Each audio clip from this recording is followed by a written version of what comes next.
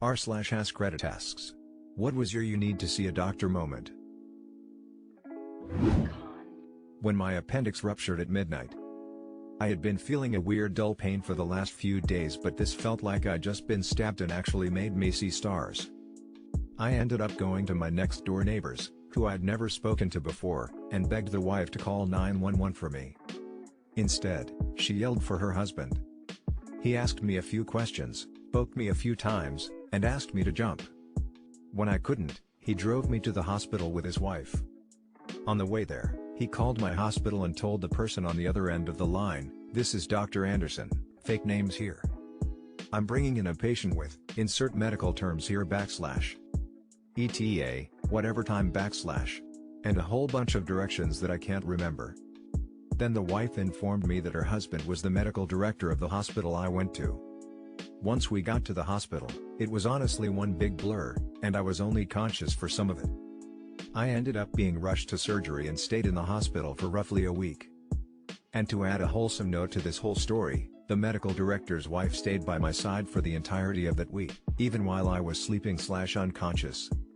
She also drove me home after I was discharged, and she and her husband became my second parents until they retired and moved to be closer to their own daughter.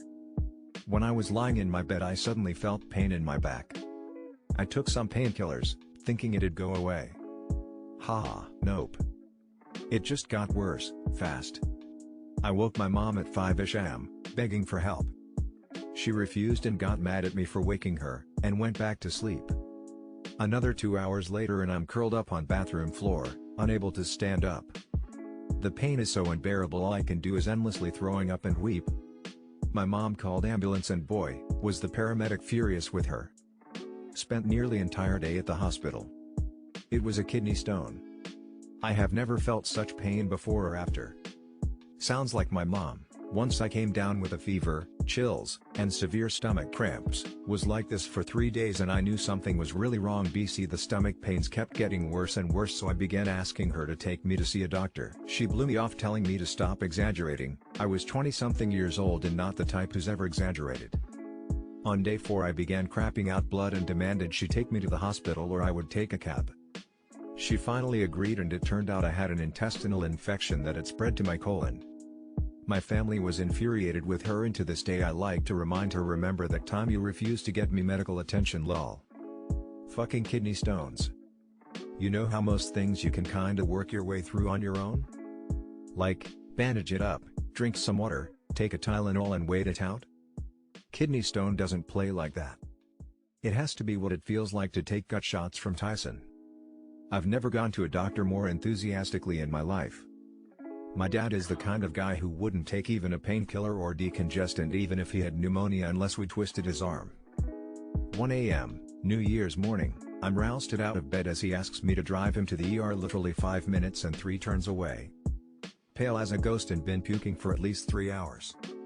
Doc said the scan showed it was a fairly small kidney stone. They gave him a shot of something to help break it down, morphine to kill the pain, and about 3 liters of fluid via 4. I think he passed it there before we left at 5 a.m. When I couldn't walk up my driveway after volleyball practice. My ankles were swollen and I could barely bend them. Turned out a bunch of my ankle bones were fused together due to a birth defect, which caused a bunch of issues with my tendons, resulting in acute tendonitis in both of my ankles. Had to essentially have both ankle joints totally reconstructed. Very painful and long recoveries, but well worth it. Smile. Edit. Wow, thanks for all the upvotes. Your happy ending made me smile. I'm glad it was worth it. I couldn't catch my breath. I went to a concert, a lot of pyrotechnics were used. Came home, felt okay. During the night I could hardly breathe. Had my boyfriend take me to the ER. Turns out I had pneumonia, but didn't have a fever or anything. Found a primary care doctor, and after the pneumonia cleared I was still having trouble breathing. More tests, X-rays, etc. He finally said, well, by your history it seems like you've always had underlying asthma. Took 27 years to find that out because my parents and other childhood doctors never believed me when I said my chest hurt when I was exercising, and they never put 2 and 2 together as to why I'd always get bronchitis whenever I got sick. I woke up and threw up in the dark into the throw up bucket. I then couldn't stop throwing up.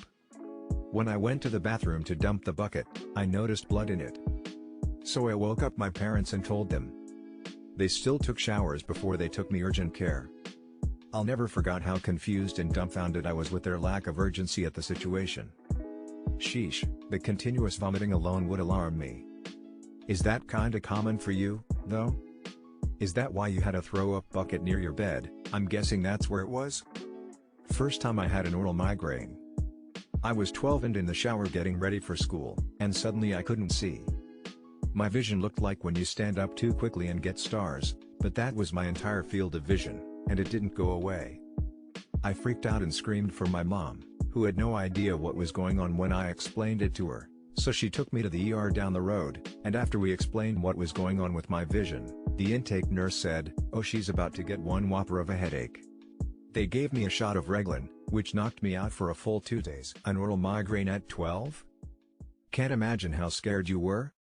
My mother used to get these, and they put her out of commission for days at a time. I had a friend return from somewhere exotic complaining of scalp pain. Spent 10 minutes digging through her hair at school to find a botfly in her scalp. Pulled it out myself, took her to the nurse, showed the woman that ugly thing, and my friend was excused for the rest of the day to go to the hospital. Hospital found one in her lower back, and another in her shoulder, too. Got called for a chest pain patient who like 45-50-ish. He had all the classic sighs, chest pain, short of breath, left arm pain, jaw pain, super sweaty. We hooked up the 12 lead and it showed a huge myocardial infarction. Everything was saying this is the big one, dumbass. But yet he tried to refuse to go. We had to straight up say that if you don't go, we will be back to pronounce you dead today. My sister-in-law's boyfriend walked around for 2 days telling everybody he felt really bad and ignoring their advice to go to the hospital. It was a heart attack, and he died. When I first masturbated I used hand soap and I didn't know masturbating made you tired, so I went right to sleep and I woke up with my penis on fire. I told my parents and they took me to the doctor. Imagine getting burn cream for your dick cause your dumbass used soap. SMH. You know, I jerked it a lot as a teen with soap and I never had any problems. When I started pissing blood at work. Then again when I shat out so much blood I went pale and got dizzy. Lots of blood stuff out of naughty bits for me. Almost, then I realized mine was beets. When the pain in my pelvic region made me vomit and bend over in agony, turns out I had dual cysts on my ovaries that were large and unnoticed for years. Now I have hormones to regulate cell growth so I don't develop cancerous ones. I had severe endometriosis and adenomyosis, along with cysts and fibroids, and was already scheduled for surgery in a couple months. I had already had 2 surgeries before, so I was not new to pain and it was always pointless to go to the ER. One night, I started throwing up and had the worst pain I've ever experienced in my life. I couldn't move and could barely breathe. I tried going to sleep but wound up in my sofa making peace with death instead, sobbing every now and then because of the pain. My daughter woke up to check on me and said, "We're taking you to the ER." She said I looked white as a ghost and was shaming.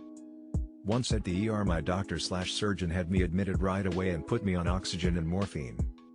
I was not getting enough oxygen because I could only take short quick breaths. They ran every test to rule anything other than endometriosis out. It was so bad that they moved my surgery up to be within the next couple weeks. After surgery my surgeon said it was so bad and widespread he had no idea how I was functioning. And I thought the worst pain was a 36-hour delivery. I was so wrong. When I started having heart episodes at work, my heart rate would get crazy high, and my doctor ordered a bunch of testing. Caught an episode on the Holter monitor, and my heart rate reached 280 BPM. Diagnosed with SVT, and now I get to see the cardiologist Monday. Incredibly frustrating since I can't work for the time being. I work with machinery, and I can't walk away or sit down to stop an episode. Nearly passing out is also dangerous, until we get a solution. I'm only 21. Edit. To clarify, I took my leave of absence from work and school initially because my doctor and I thought I was anemic again, which has caused me to pass out and depleted all of my energy and focus in the past. My youngest daughter was diagnosed with this at 13. Her heart rate during the first episode was 280. Freaking scared me to death. She ended up having a cardiac ablation at 13, then another one at 18. She's 27 now and has occasional episodes but nothing crazy like the first time. If you have any questions, I would be happy to help. First time I ever had a panic attack. Not minor freak out like some people think a panic attack is, a real medical panic attack with the same symptoms as a heart attack. Same thing happened to me. It was more of a physiological set of symptoms. I knew what was happening but trying to control my breathing or anything did nothing and felt like I was gonna die. I walked into the ER and calmly said I'm having a really severe panic attack, but I was so calm about it. The ER nurse told me that's not how panic attacks work. Then they hooked me up and saw my HR and blood pressure. A previously jovial paramedic standing close by saw the stats and said in a very stern voice, "Whoa, you really need to calm down." They had to give me diazepam to lower my HR. It changed the way I looked at panic attacks, that's for sure. My mom. It isn't urgent yet but I'm living with them again and she's had a chronic cough since I've moved in and smokes 60 to 80 cigarettes a day.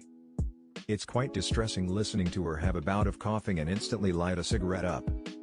She's in such denial about her health and refuses to see a doctor about it. It's really depressing. People who smoke often refuse to see a doctor about a cough. They assume the doctor will just tell them to quit smoking. The doctor will tell them to quit smoking, but they will also run tests. They could find something treatable, like asthma. Of course, they could also find something like lung cancer and some people would rather not know. Burst appendix. It felt like I was stabbed and acid was poured in because. Well, that's actually what happens. My mom mistook the early symptoms for a stomach bug, so she sent my father off to work, a 90-minute bus ride away, while she stayed home with a 2-year-old, me, and 4-year-old sister. By the time she realized she was in trouble, she was alone with 2 toddlers and her husband was unreachable, this being before cell phones. This kicked off a sequence of events that culminated in my father getting back home, throwing us all into the car, driving to the hospital via a route that went past my aunt's house, discovering his sister wasn't home, leaving his 2 kids alone in his sister's living room with an explanatory note, and getting my mom to the hospital in the nick of time. My aunt's husband came home about 15 minutes after we were dropped off and, to his credit, adapted quite well to the unexpected presence of 2 small children, whom he ended up hosting for 4 days. Meanwhile, the professionals at the hospital got that appendix out, and mom lived to fight another day. A few months ago I almost died of an allergic reaction that I was unaware of. Doctor put me on amoxicillin for an infection. 10 days into the prescription, I break out in hives. I had never been so itchy in my life. I went to the hospital. They gave me an allergy drug, and sent me home. The next morning I wake up with a lump in my throat. I tell my wife that I must have caught a cold at the hospital. 30 minutes later, my wife is racing me to the hospital. I can hardly breathe. I go into the ER entrance while she goes to find somewhere to pay $75 for parking. I passed out from lack of oxygen at the triage desk. Next thing I know, I'm in a wheelchair with an epinephrine in my arm. Let me tell you, I could definitely go for one of those epinephrine shots again. There's no greater feeling than coming back to life as Superman for 45 minutes. Something tells me it wouldn't be half as good unless I was almost dead again. Doctor wanted me to carry an EpiPen at least until my allergy test came back. If the allergy was indeed something avoidable like amoxicillin, then I would be safe to not carry one. I told the doctor that this EpiPen is going to become a recreational EpiPen the moment you tell me that my allergy is amoxicillin. I thought I had food poisoning from takeaway chicken nuggets, so I took a day off work and curled up feeling sorry for myself. The following day, though, I figured I ought to go back to work because I'd been on holiday up till then and people would probably think I was just trying to extend it. I walked in, and everyone stared at me like, "What the fuck are you doing here?" I didn't realize I looked that bad, still thought it was just food poisoning, maybe I'd strained a stomach muscle with the cramps. I made a doctor's appointment for later that morning just to appease them, then walked home. I realized how bad I looked when a little old lady stopped me halfway home to ask if I was okay. When I got to the doctor, he sent me to the hospital where they decided it was appendicitis. I felt it rupture around 6 in the evening, and was in surgery shortly afterwards. Spent several days in hospital with a tube draining goo out of my belly, great big scar cause they couldn't do keyhole, they'd had to rummage for it. One morning my alarm clock went off and I couldn't turn it off. Every time I hit the button, I hit it twice. Diagnosis, Parkinson's. Horrific abdominal pain that set in within minutes. It was a 9 on the pain scale and had me nauseous and pale. Turned out to be a kidney stone. Edit, forgot to add the hilarious reaction from my dad while seeing me in tremendous pain, after I asked him to drive me to the ER, "Are you sure it's not just cramps?" Had mono, but doctor thought I had strep so prescribed amoxicillin. Took one at home, fell asleep, 4 hours later I get up still feeling terrible and go into the kitchen. Dad says get your shoes, get in the car. I'm all, huh? Turns out I'm allergic to amoxicillin. He said my face was so swollen and I was covered in red welts and hives. Drove 20 minutes and I can feel my throat closing, just tried to stay calm and breathe slow. He drove so fast. He helps me into ER and I hear him shriek, "We need a doctor now." I'd never heard him sound like that. They pumped me full of something, steroid, likely? Doc said I was about 30 minutes from having to be intubated. Thanks, Dad, miss you so much. Driving home from high school and the right side of my face went numb and I lost vision in that eye. When it didn't go away after an hour of being home, I told my mom and she rushed me to urgent care. The doctor kept telling me I probably had Bell's palsy because it ran in my family. After a bunch of tests, turns out when I get severe enough sinus infections, it pushes on my nerves and essentially cuts a feeling to the right side of my face. It happens almost every time I get one now. As soon as it's done, I get feeling back. Also the time I fucked up a rope swing into a lake on a big group vacation. I didn't want to ruin everyone's day so I said I'm fine. Just need a band-aid and some ibuprofen. Everyone in the group was like, "No, we're going to the emergency room now. We can see the bones in your foot."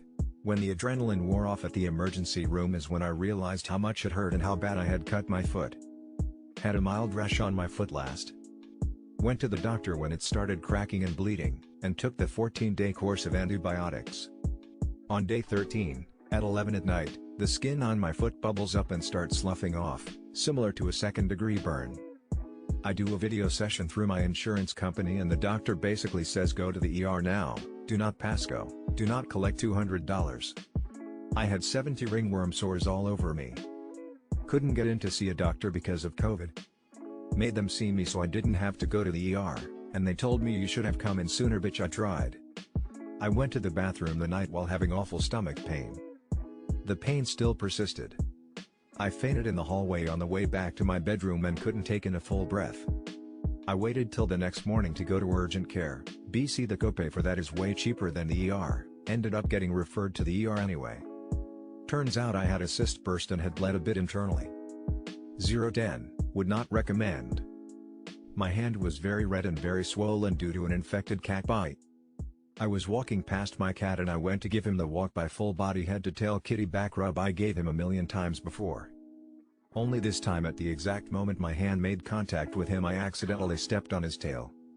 He spun around and bit my hand so hard it felt like it was in a vice grip. He let go right away but teeth went all the way in. I cleaned it and though it'll be fine. Wrong. 2 days later I was at work and someone said, "What is wrong with your hand?" My co-workers convinced me to go to the doctor. Doctor took one look at my hand and gave me a "I'm not mad, I'm disappointed" look. Told me I should have come in right away. Squeezed my hand and pus leaked out. Gave me antibiotics and sent me on my way. To be clear, my cat is a sweetheart and never bit anyone before or after that isolated incident.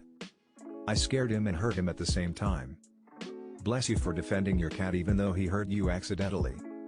You sound like a good and understanding pet parent.